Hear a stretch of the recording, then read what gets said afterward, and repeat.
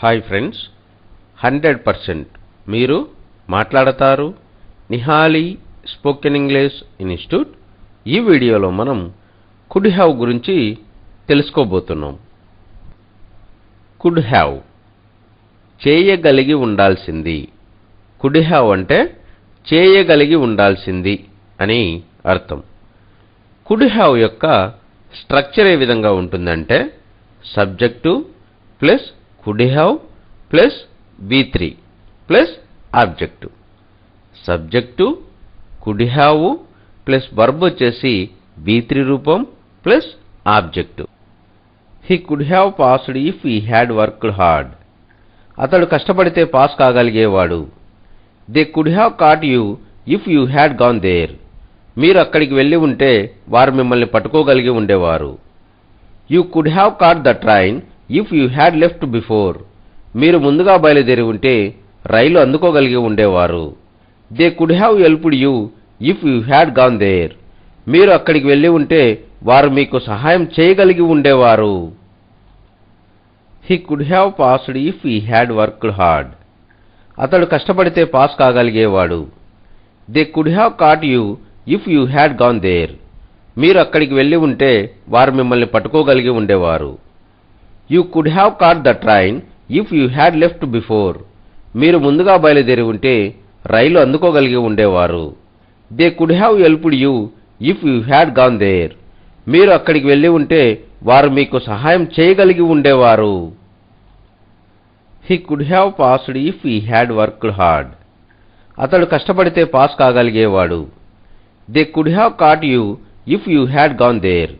మీరు అక్కడికి వెళ్ళి ఉంటే వారు మిమ్మల్ని పట్టుకోగలిగి ఉండేవారు. You could have caught the train if you had left before. మీరు ముందుగా బయలుదేరి ఉంటే రైలు అందుకోగలిగి ఉండేవారు. They could have helped you if you had gone there.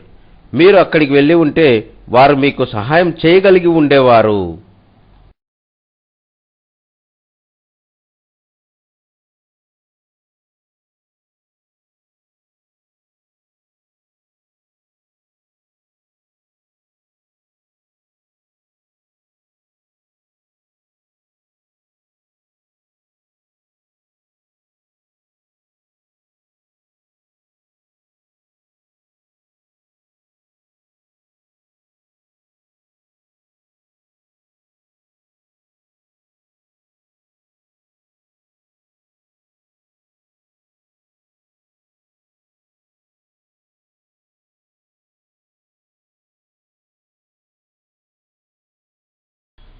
Hi friends, 100% మీరు మాట్లాడతారు నిహాలి స్పోకెన్ ఇంగ్లీష్ ఇన్స్టిట్యూట్. ఈ వీడియోలో మనం షుడ్ హ్యావ్ గురించి తెలుసుకోబోతున్నాం. షుడ్ హ్యావ్ని ఎప్పుడు ఉపయోగిస్తాము అంటే గతంలో చేసి ఉండాల్సిన పనిని చేయనట్లయితే ఆ పనిని చేసి ఉండాల్సింది లేదా చేస్తే బాగుండేది అని చెప్పే సందర్భంలో మనం షుడ్ హ్యావ్ని ఉపయోగిస్తాము. ఈ విషయాన్ని బాగా గుర్తుపెట్టుకోండి. షుడ్ హ్యావ్ యొక్క స్ట్రక్చర్ ఏ విధంగా ఉంటుందంటే subject plus should have plus V3 plus object. Subject should have plus verb వచ్చేసి V3 plus object. Should have అంటే తెలుగులో చేసి ఉండాల్సింది అని అర్థం. I should have asked him. నేను అతడిని అడిగి ఉండాల్సింది. We should have watched that video. మనం ఆ వీడియో చూసి ఉండాల్సింది. You should have learned English then. నీవు అప్పుడే ఇంగ్లీష్ నేర్చుకుంటే బాగుండేది. They should have gone to Kurnool yesterday. వారు నిన్న కర్నూలు వెళ్ళుంటే బాగుండేది.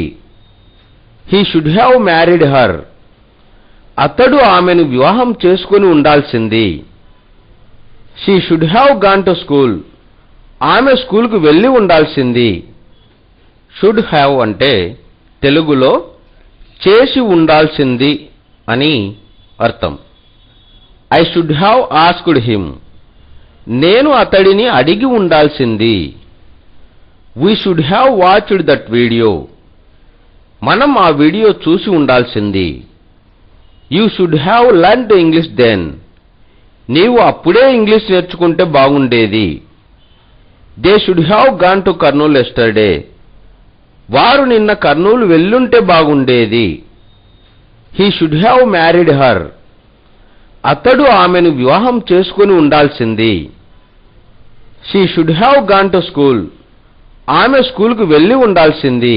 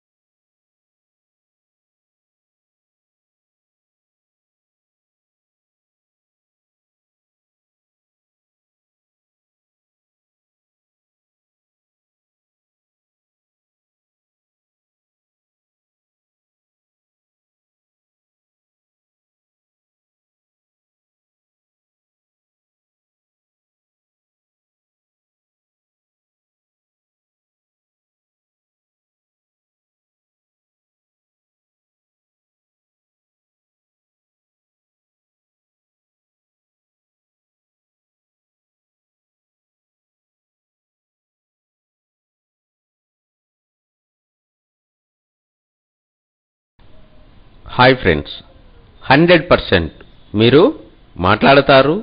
Nihali spoken English institute. ఈ వీడియోలో మనం వుడ్ హ్యావ్ను ఇంగ్లీష్లో ఎలా చెప్పాలో తెలుసుకోబోతున్నాం. వుడ్ హ్యావ్ అంటే ఉండేవాడిని అని అర్థం. వుడ్ హ్యావ్ను ఏ సందర్భంలో ఉపయోగిస్తాము అంటే చెప్పి ఉండేవాడిని, మాట్లాడి ఉండేవాడిని, వెళ్ళి ఉండేవాడిని, అడిగి ఉండేవాడిని అని చెప్పే సందర్భంలో మనం వుడ్ హ్యావ్ను ఉపయోగిస్తాము. ఈ విషయాన్ని బాగా గుర్తుపెట్టుకోండి. వుడ్ హ్యావ్ యొక్క స్ట్రక్చర్ ఏ విధంగా ఉంటుంది అంటే subject plus would have plus V3 plus object. Manvik would have done homework. Manvik homework చేసి ఉండేవాడు. Supriya would have cooked rice. Supriya అన్నం వండి ఉండేది. I would have given money. నేను డబ్బులు ఇచ్చి ఉండేవాడిని. They would have gone to Kurnool. వారు కర్నూలుకి వెళ్ళి ఉండేవారు. He would have helped you. అతడు మీకు సహాయం చేసి ఉండేవాడు. I would have come to school yesterday. నేను నిన్న స్కూలుకి వచ్చి ఉండేవాడిని. వుడ్ హ్యావ్ అంటే ఉండేవాడిని అని అర్థం. వుడ్ హ్యావ్ను ఏ సందర్భంలో ఉపయోగిస్తాము అంటే చెప్పి ఉండేవాడిని, మాట్లాడి ఉండేవాడిని, వెళ్ళి ఉండేవాడిని, అడిగి ఉండేవాడిని అని చెప్పే సందర్భంలో మనం వుడ్ హ్యావ్ను ఉపయోగిస్తాము. ఈ విషయాన్ని బాగా గుర్తుపెట్టుకోండి. వుడ్ హ్యావ్ యొక్క స్ట్రక్చర్ ఏ విధంగా ఉంటుంది అంటే subject plus would have plus V3 plus object. Manvik would have done homework. Manvik homework చేసి ఉండేవాడు. Supriya would have cooked rice. Supriya అన్నం వండి ఉండేది. I would have given money. నేను డబ్బులు ఇచ్చి ఉండేవాడిని. They would have gone to Kurnool. వారు కర్నూలుకి వెళ్ళి ఉండేవారు. He would have helped you. అతడు మీకు సహాయం చేసి ఉండేవాడు. I would have come to school yesterday. నేను నిన్న స్కూలుకి వచ్చి ఉండేవాడిని.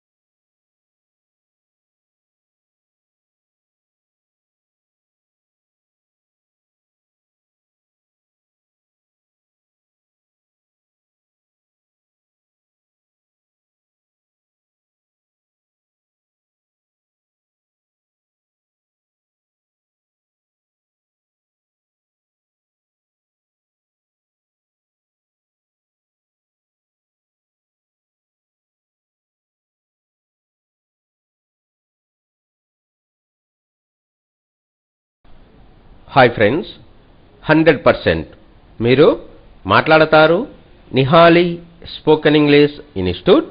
ఈ వీడియోలో మనం మే హ్యావ్ గురించి తెలుసుకోబోతున్నాము. మే హ్యావ్ అంటే చేసి ఉండవచ్చు అని అర్థం. మే హ్యావ్ను ఏ సందర్భంలో ఉపయోగిస్తాము అంటే గతంలో ఒక పని చేసి ఉండవచ్చని ఊహాత్మకంగా తెలియజేయు సందర్భాలలో మనం మే హ్యావ్ను ఉపయోగిస్తాము. మే హ్యావ్ను ఉపయోగించేటప్పుడు దీనిలో పని జరిగి ఉండే అవకాశం ఎక్కువగా ఉంటుంది అనే విషయాన్ని బాగా గుర్తుపెట్టుకోండి. He may have bought a bike last week. అతడు గత వారంలో బైక్ కొని ఉండవచ్చు. She may have reached Kurnool yesterday. ఆమె నిన్న కర్నూలుకి చేరుకొని ఉండవచ్చు. They may have drunk. వారు త్రాగి ఉండవచ్చు.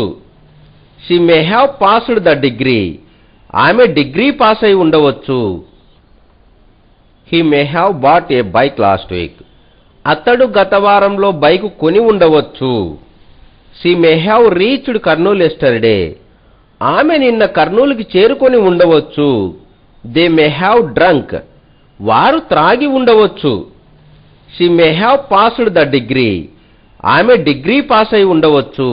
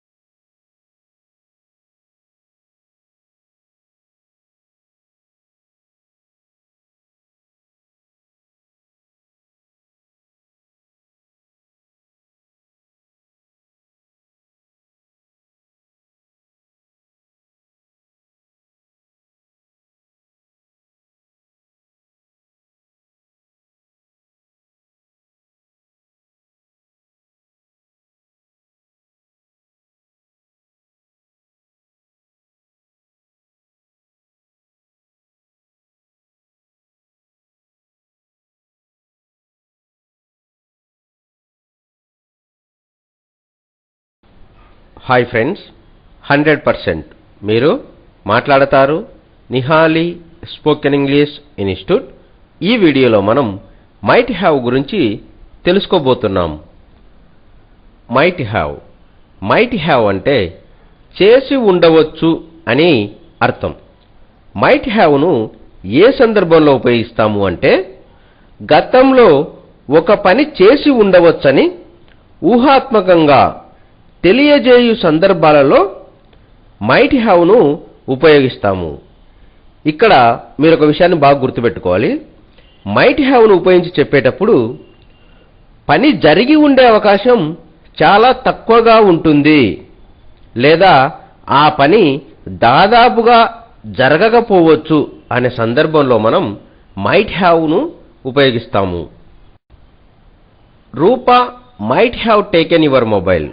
రూప నీ మొబైల్ తీసుకొని ఉండవచ్చు. I might have watched 300 movies so far.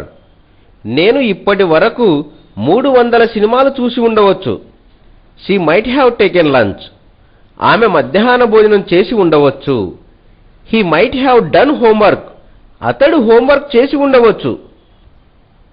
Roopa might have taken your mobile. Rupa నీ మొబైల్ తీసుకొని ఉండవచ్చు. I might have watched 300 movies so far. నేను ఇప్పటి వరకు 300 సినిమాలు చూసి ఉండవచ్చు. She might have taken lunch. ఆమె మధ్యాహ్న భోజనం చేసి ఉండవచ్చు. He might have done homework. అతడు హోంవర్క్ చేసి ఉండవచ్చు.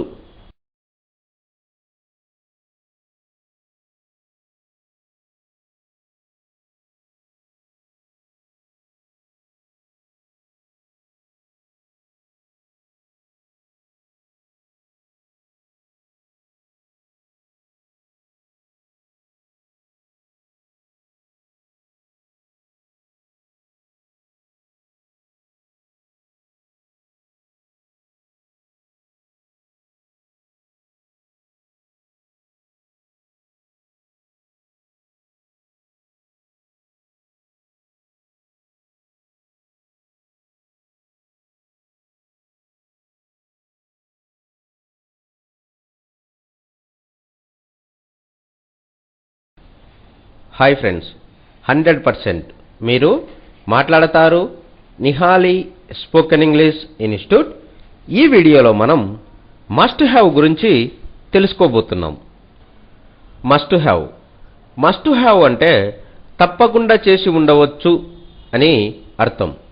మస్ట్ హ్యావ్ను ఏ సందర్భంలో ఉపయోగిస్తాము అంటే, తప్పకుండా ఫలానా వ్యక్తిని కలిసి ఉంటాను, ఫలానా దగ్గరికి వెళ్ళి ఉంటాను, లేదా ఒక పనిని తప్పకుండా చేసి ఉంటాను అనే సందర్భంలో మనం మస్ట్ హ్యావ్ను ఉపయోగిస్తాము. Nihali must have become a doctor. Nihali తప్పకుండా ఒక గొప్ప డాక్టర్ అయి ఉంటుంది. Manvik must have gone to school today. Manvik తప్పకుండా ఈరోజు స్కూల్కి వెళ్ళి ఉంటాడు. They must have watched 700 movies. వారు తప్పకుండా 700 సినిమాలు చూసి ఉంటారు. She must have prepared sweet today.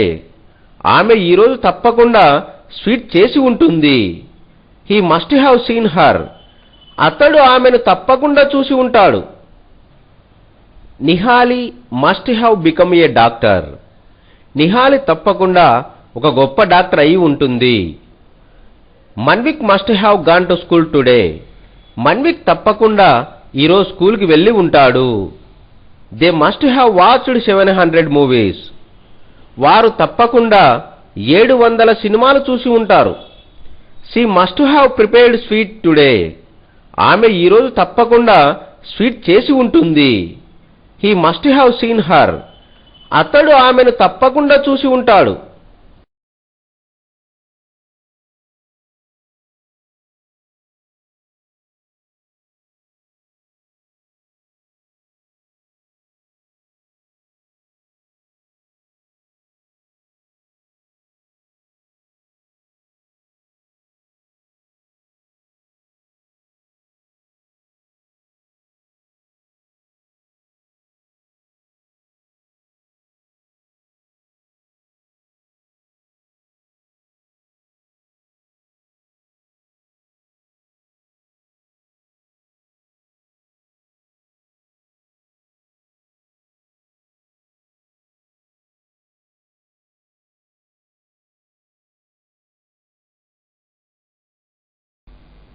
Hi friends, 100% మీరు మాట్లాడతారు నిహాలి స్పోకెన్ ఇంగ్లీష్ ఇన్స్టిట్యూట్.